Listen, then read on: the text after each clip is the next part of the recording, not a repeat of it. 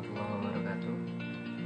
Perkenalkan, nama saya Muhammad Gilang Rizky Pratama dari kelas Ilmu Politik C 2019 UIN Raden Fatah Palembang. Dalam video ini, untuk memenuhi tugas UAS Sosiologi Politik, saya akan menjelaskan apa itu sosiologi politik dan ruang lingkupnya.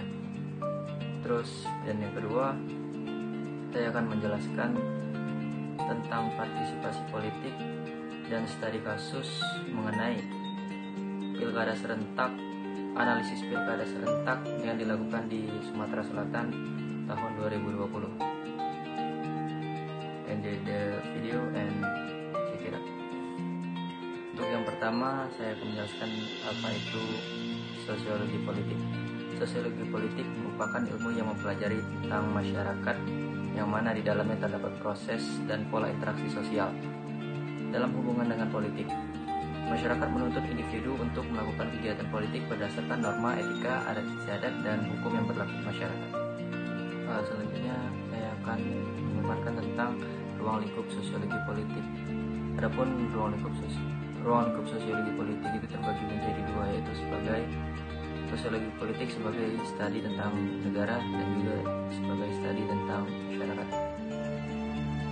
Kajian dalam sosiologi politik yang pertama adalah spesifik dalam negara, khususnya dalam tanggapan masyarakat yang ada di dalamnya, serta kebijakan yang mesti diambil untuk melangsungkan dan menyejahterakan rakyat. Dalam hal ini contohnya yang bisa dilakukan adalah kebijakan program Indonesia Pintar atau program Indonesia Sehat, yang dilakukan dalam upaya meneruskan visi dan misi dari pemerintah, yaitu diambil oleh negara berdasarkan pada kajian sosiologi politik. Terus yang kedua, sosiologi politik sebagai studi tentang kekuasaan. Selain sebagai studi tentang negara, dalam peranannya sosiologi politik juga dipergunakan dalam menanggapi kekuasaan yang langgeng dengan cara yang baik. Kekuasaan ini diperoleh melalui kajian dalam sosiologi politik, terutama dalam menarik partisipasi masyarakat untuk dapat membeberkan kepercayaan. Contohnya yang bisa diberikan misalnya saja adalah saat kampanye politik yang banyak membutuhkan peran serta masyarakat Indonesia agar memperoleh dukungan dari masyarakat kepada pemerintah. Selanjutnya saya akan menjelaskan tentang partisipasi politik. Partisipasi politik berarti keikutsertaan dalam konteks politik. Hal ini mengacu pada keikutsertaan warga dalam proses pemilihan ataupun proses politikan. Keikutsertaan warga dalam proses politik tidak hanya berarti warga mendukung keputusan atau kebijakan yang digariskan atau diciptakan oleh pemerintah. Karena kalau ini yang terjadi, maka istilah yang tepat adalah mobilisasi politik.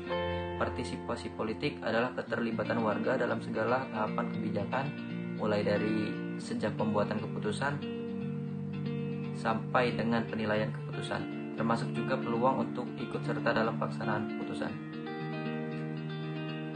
Konsep partisipasi politik ini menjadi sangat penting dalam arus pemikiran deliberatif demokrasi atau demokrasi musyawarah.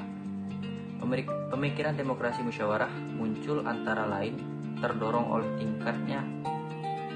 tinggi tingkatnya apatisme politik di barat yang terlihat dengan rendahnya tingkat pemilih. Besar kelompok yang tidak puas atau tidak merasa perlu terlibat dalam proses politik perwakilan mengkhawatirkan banyak pemikir barat yang lalu datang dengan konsep deliberatif demokrasi. Khususnya di Indonesia, yang saat ini menggunakan kata partisipasi politik lebih sering mengacu pada dukungan yang diberikan warga untuk pelaksanaan keputusan yang dibuat oleh para pemimpin politik dan pemerintah. Misalnya ungkapan pemimpin, "Saya mengharapkan partisipasi masyarakat untuk menghemat BBM dan membatasi penggunaan listrik di rumah masing-masing." Sebaliknya, jarang kita mendengar ungkapan yang menempatkan warga sebagai aktor utama pembuatan keputusan. Dengan melihat derajat partisipasi politik warga dalam proses politik rezim atau pemerintahan bisa dilihat dalam spektrum. Yang pertama adalah rezim otoriter. Warga tidak tahu menahu tentang segala kebijakan dan keputusan politik. Yang kedua adalah rezim patrimonial. Warga diberitahu tentang keputusan politik Warga diberitahu dengan keputusan politik yang telah dibuat oleh para pemimpin tanpa bisa mempengaruhinya. Yang ketiga adalah rezim partisipatif. Warga bisa memengaruhi keputusan yang dibuat oleh pemerintah. Baik, selanjutnya saya akan menjelaskan analisis artikel yang telah saya buat dalam ujian tengah semester lalu yang berjudul Partisipasi Politik dalam Pilkada Serentak di 7 Kabupaten Provinsi Sumatera Selatan tahun 2020. Oke, baik, dalam artikel ini si penulis menjelaskan ataupun merancang perumusan masalah yang pertama, yaitu apakah Pilkada Serentak di Sumatera Selatan tahun 2020 menerapkan asas luber-jurdil? Dan yang kedua adalah bagaimana partisipasi masyarakat Sumsel dalam pesta pemilu Pilkada 2020 di tengah wabah COVID-19. Untuk yang pertama, penempatan asas luber-jurdil pada Pilkada Serentak tahun 2020 di Sumatera Selatan. Badan Pengawasan Pemilihan Umum atau Bawaslu menjelaskan bahwa pencegahan adalah salah satu kunci untuk mengurangi pelanggaran. Hal itu disampaikan Ketua Bawaslu Provinsi Sumsel, Iin Irwanto, saat membuka kegiatan bimbingan teknis panduan pengisian Form A dan pengawasan pembentukan PPK, PPS, dan KPPS pada Pilkada Serentak tahun 2020. Iin menjelaskan bahwa langkah-langkah pencegahan yang sudah dilakukan oleh Bawaslu Kabupaten pada tahapan pencalonan ini diantaranya mengirimkan surat himbauan kepada KPU Kabupaten selaku penyelenggara untuk mengikuti tahapan sesuai dengan jadwal yang telah ditetapkan. Selain itu untuk mengantisipasi pelanggaran, Bawaslu telah membuka posko pengaduan terkait dengan larangan mutasi pejabat, netralitas ASN maupun terkait dengan pelanggaran dalam proses rekrutmen PPK, PPS, dan KPPS. Dan yang kedua, partisipasi politik dalam pemilu serentak di 7 Kabupaten Provinsi Sumatera Selatan tahun 2020 di tengah wabah COVID-19. Tingkat partisipasi pemilih pada Pilkada Serentak 5 kabupaten atau 7 kabupaten di Sumatera Selatan melampaui 80%, melebihi target nasional yaitu 77,5%. Untuk partisipasi di Musirawas ada 80%, Pali 80%, Ogan Ilir 81,28%, Oku Selatan 85%, Muratara 80,42%. Itu adalah data yang diberikan oleh Komisioner KPU Sumsel Divisi Sosialisasi, Paramas, dan SDM Amrah Muslimin di Palembang.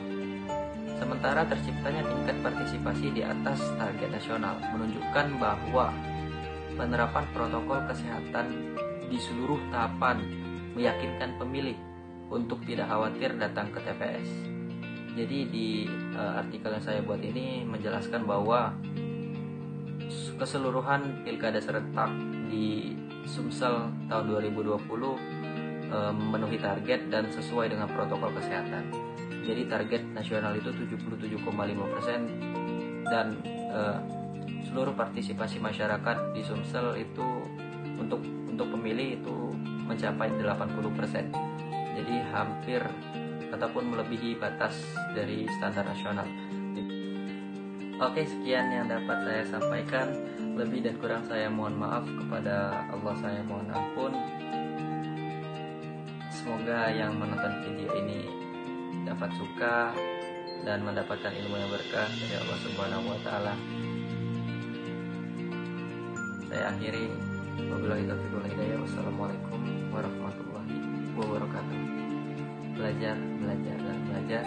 Jangan lupa belajar, karena belajar adalah awal dari pembelajaran selanjutnya.